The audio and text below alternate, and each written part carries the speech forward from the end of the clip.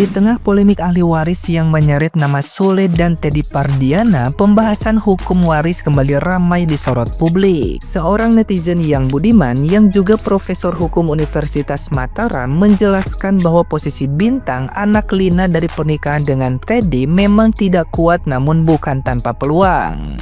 Ia menilai celah hukum tetap terbuka jika dapat dibuktikan adanya harta pribadi Lina di luar harta bersama dengan Sule, termasuk penghasilan setelah perceraian. Selain itu, peluang lain bisa muncul melalui hibah atau wasiat yang sah, maupun penetapan ahli waris oleh pengadilan. Meski begitu, dominasi aset yang sejak lama dikuasai anak-anak Lina dari pernikahan dengan Sule membuat posisi Bintang secara faktual dan yuridis jauh lebih lemah.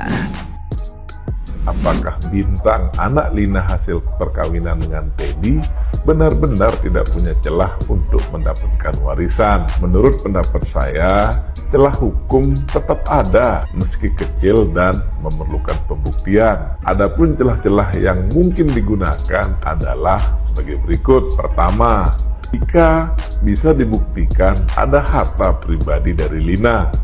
Contoh, tabungan atas nama Lina, tanah atau rumah atas nama Lina setelah bercerai dengan Sule, dan penghasilan Lina selama menikah dengan Teddy. Apabila ini bisa dibuktikan, maka Bintang berhak atas bagian harta Lina sebagai anak kandung. Kedua, jika ada hibah dan wasiat dari Lina kepada Bintang, wasiat maksimal yang bisa diberikan Lina kepada Bintang sebanyak 1/3 dari harta Lina. Hal ini sesuai ketentuan kompilasi hukum Islam. Adapun hibah bisa diberikan Lina kepada Bintang semasa hidup. Jika terbukti Lina pernah menghibahkan aset kepada Bintang atau menyatakan kehendak tertulis atau lisan yang sah, maka Bintang bisa mendapat bagian meskipun aset tersebut berasal dari masa perkawinan Lina dan Sule. Ketiga, jika pengadilan menetapkan status ahli waris kepada Bintang. Hal inilah yang membuat mengapa Teddy mengajukan permohonan penetapan ahli waris dan bukan langsung ke pembagian harta. Terakhir, mengapa posisi Bintang tetap lemah? Hal ini disebabkan karena pertama, sebagian besar harta dan aset Lina berasal dari pernikahannya dengan Sule. Kedua, tidak ada putusan pembagian harta gonogini yang jelas saat Lina dan Sule bercerai. Ketiga, tidak ada wasiat tertulis untuk Bintang dari Lina. Dan keempat, anak-anak Lina dengan Sule saat ini menguasai dan mengklaim harta dan aset milik Lina sejak lama. Sehingga secara hukum anak-anak Lina dengan Sule unggul secara faktual dan secara yuridis. Bagaimana menurut pendapat kalian? Komen ya. Pendapat tersebut diperkuat oleh analisis advokat dari Sky Law Firm yang menegaskan pemisahan tegas antara harta bersama dan harta bawaan. Ia menjelaskan bahwa anak dari pernikahan kedua tetap sah sebagai ahli waris ibunya, namun tidak berhak atas harta bersama yang diperoleh Lina selama menikah dengan Sule. Harta tersebut hanya diwariskan kepada anak-anak dari pernikahan pertama. Anak dari pernikahan kedua baru memiliki hak atas harta bawaan Lina atau aset yang diperoleh dari perkawinan kedua. Penjelasan ini sekaligus menguatkan pernyataan Sule bahwa Teddy tidak berhak mempersoalkan harta yang berasal dari pernikahan sebelumnya, karena batas hukum waris sudah diatur secara jelas dan tegas. Kasus permohonan penetapan ahli waris yang diajukan oleh Teddy atau suami mantan istri dari Sule menarik untuk kita lakukan pembahasan, karena hal ini menimbulkan perdebatan di antara kedua belah pihak.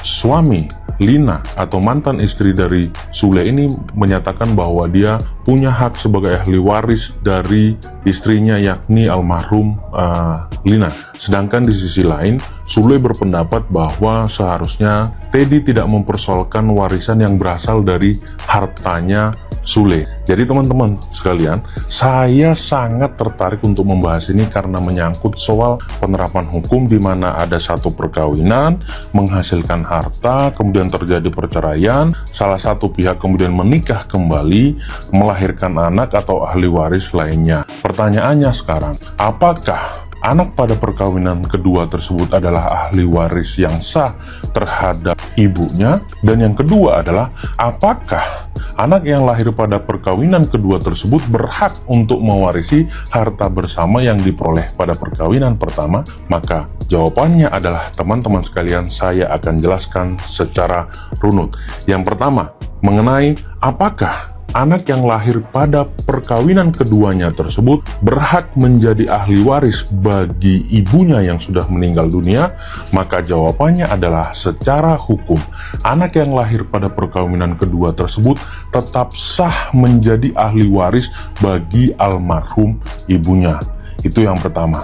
Kemudian yang kedua, apakah harta bersama yang diperoleh pada perkawinan pertama juga dapat diwariskan kepada anak yang lahir pada perkawinan kedua? Maka jawabannya adalah, di dalam undang-undang perkawinan sudah diatur mengenai ada dua jenis harta, yaitu harta bawaan dan harta bersama. Harta bawaan itu adalah harta yang diperoleh sebelum terjadinya perkawinan, sedangkan harta bersama adalah harta yang diperoleh selama masa perkawinan yang menjadi hak dari suami dan istri yang terikat pada perkawinan tersebut. Lalu bagaimana dengan ketika terjadi perceraian?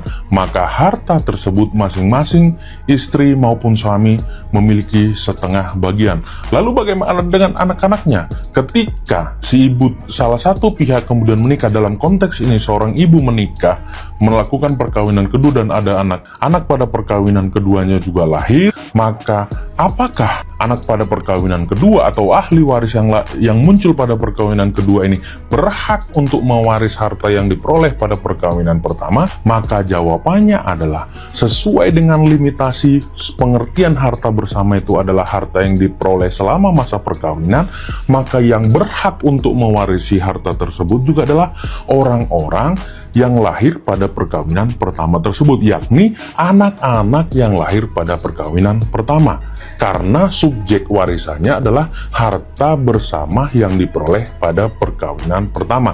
Sedangkan anak yang lahir pada perkawinan kedua tidak berhak atas harta bersama yang diperoleh pada perkawinan pertama. Dia hanya berhak mewaris atas harta bersama yang diperoleh pada perkawinan kedua, atau harta yang diperoleh oleh kedua orang tuanya. Tetapi teman-teman sekalian, sebagaimana sudah saya jelaskan tadi, ada harta bawaan juga yang dikenal dalam undang-undang perkawinan.